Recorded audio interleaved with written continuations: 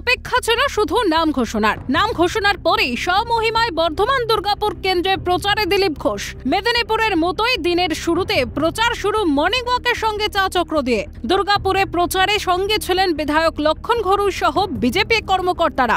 আর এখানকার লোক তো গতবারও জিতিয়েছেন আমাদেরকে, আমারও পরিচিত, সবার সঙ্গে দেখা করতে এসেছি। আমি কে আছে, কোথা থেকে এসছেন তা নিয়ে চিন্তিত নয়, এখানকার মানুষ ঠিক করবেন। আমরা বর্ধমান দুর্গাপুরের মানুষের সঙ্গে ছিলাম, থাকবো, আছি। জনসংযোগ প্রচারের পাশাপাশি চলে দেওয়াল লেখনও।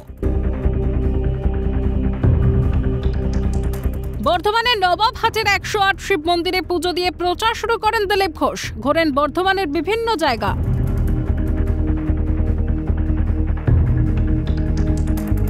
বাদামতলা এলাকায় মাতেন হোলি উৎসবে, চলে লাড্ডু মেলে।